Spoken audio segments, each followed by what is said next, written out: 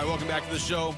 Wolf and Luke. Kellan Olson's in for Wolf today. Kellan, one specific position room for the Arizona Cardinals that is getting a little bit more attention, and it's been a very, I don't know what the word, like sort of a polarizing position. You guys referenced this story on Friday, and I was looking at it on ESPN where they went through and graded every position group, or they ranked them 1 through 32. So, the Cardinals, I think, had the number 2 rated interior defensive line. They were number 3 at safety, but they were like 28 or 29 at corner. And cornerback, that room in particular, is probably the one on this team with the most potential fluctuation, don't you think? The biggest range of outcomes. Absolutely, because I think at bare minimum, what you are going to need, and I don't mean to be so in dread about this, but I am so excited. This is why I'm prefacing it this way. I'm sorry, that was very sloppy. I'm very excited about the Cardinals defense. Okay. But I think that the one thing that will hold them back and prevent them from reaching their potential is going to be this corner room. I am extremely confident in the way that Monty Ossenfort has built out the corner room and how it's going to look in maybe even just a year, let alone 3 years. Yeah, But the problem that's is, it right there. We're in right now. And the rest of the defense is ready to go now. We're in a year 3 where something that we talked about a lot on Arizona Sports at Night last week is, okay, the NFC West has predominantly been dominated by someone. Like, I know the extra game and everything, but you look back at the divisional winner for the last 15 years, someone's winning 12 games, someone's winning 13 games. It did not happen last year. I would be surprised if it happened this year. So when you look at the stakes for this year 3 for Gannon and Ossenfort, need to make the playoffs. Year 3 for Rebuild. Mm-hmm.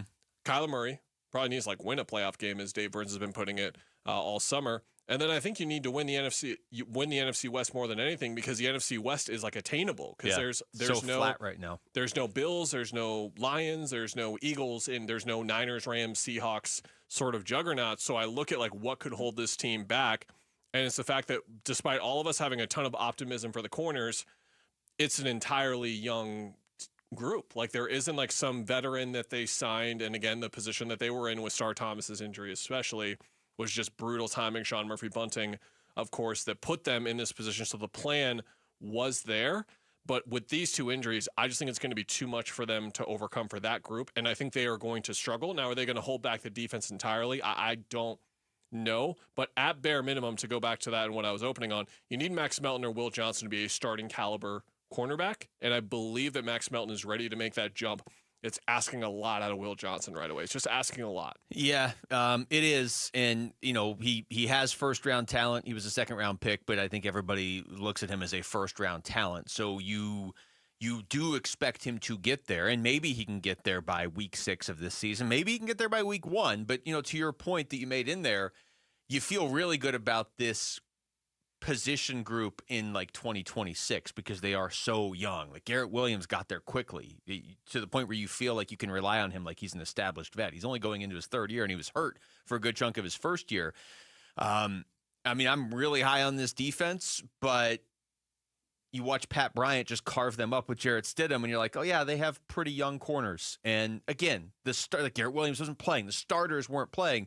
But Will Johnson was playing. He might be a starter. Other guys that were playing in that game are going to play this season for the Cardinals at that position. So that's why I just think it has such a wide range of outcomes, because the pedigree that some of these guys have, the Max Meltons and Garrett Williams and Will Johnsons, there's a possibility that in a year this is one of the best cornerback rooms in the NFL, or one of the better ones, I should say, because they'll still be young.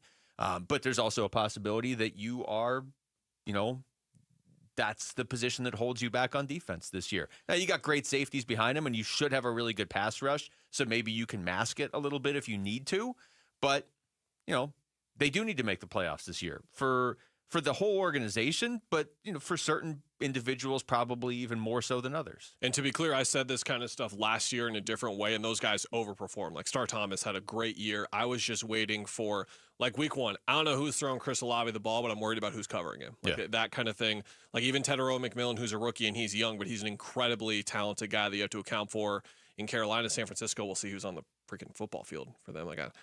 I don't really know who they're going to have out there per se, but you kind of just go through this schedule and look at like the high caliber receivers that they could be playing. Fortunately, it's pretty light in the first half of the year, but the back half is when it starts to get complicated. Like you look at Jacksonville and I'm like already worried about Brian Thomas in that game. Like I'm just worried. And that's the type of thought in the back of my mind that's always going to be happening. Like when we're at this game, at these games, like when we're in the building to watch them against Carolina, like I'm pretty much just going to be watching T-Mac the whole time and how they're covering him and that kind of thing. Similarly to how it was going last year, because you mentioned those positional rankings that Wolf and I went through on Friday. They grade their defensive line as the second best in football. Now, like the edge, the interior of the linebacker room, safety is pretty good. We know that going forward, but you look at like the crippling weaknesses potentially.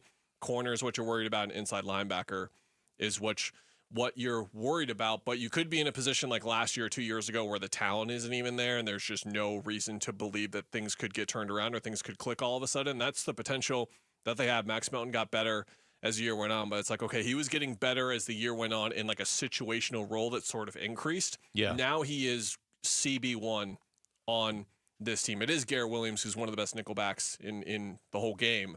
But he's kind of his own thing. He is his own kind of thing, and there was talk of him playing on the outside, and I was like, no, don't do that. Just let him be great at what he's going to be great at. Yep, I'm sure he's fine on the outside and better than both these guys on the outside even, but like, no, let's keep him where he's elite, and that's what they're doing, which shows a lot of trust in Will Johnson. But yeah, again, like seeing Will Johnson out there, just seeing the number 0 on the field at the start of that game, I was like, man, that is your starting corner right there that is still working through some reps right now. Yeah, and here's what JG said about that after the game. Yeah, I mean, playing, reps, he's going to learn a lot, from the practice. I know he learned, and then he'll learn from this game tape, and we got him out of there pretty quick, but I think he played maybe 10 plays or so, but it's good to get him lathered up and playing. Yeah, again, you'd rather have your young players working through ups and downs in August than when the games start. But it's funny because you bring up that Saints game in week 1, and New Orleans does not know who their quarterback is yet. We're going to get into that in a little bit, but they still, and we're a few weeks away from the start of the season, they don't know who their quarterback is. But I'm absolutely going to be overreacting every week this season. I mean, that's where this is now. It's the NFL. You got 17 games, and you have a team here in this city that needs to make the playoffs this year. So if they go out there and play the Saints in week 1, Kellan, even if they win the game, if they're having a hard time stopping the Saints passing game, and the Saints have a couple of, Shaheed's a pretty good receiver too, and Chris Olave. If they're having any sort of issues with them, absolutely going to overreact to that. And they need, and this is again like where you run into like doing the if qualifiers with teams and run into a trap and like maybe if the ifs weren't there that would make you feel better about it. Will Johnson or Max Melton probably won't play all 17 games. There's probably going to be something that comes up, and whether it's a week, whether it's a couple of weeks, those guys missed, that guy that fills in for him, whether it's Denzel Burke, whether it's Keitrell Clark, whether it's Elijah Jones, that guy is going to get mercilessly picked on. And we see that time after time when teams go through injuries in the secondary.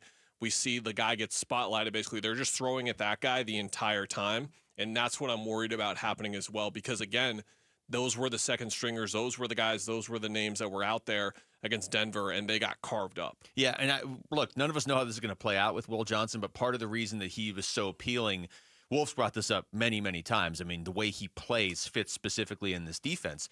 But the other part that's appealing is he's a ball hawk. And if you're a rookie and you're a ball hawk, that means you're going to make some amazing plays and some highlight reel plays, ideally.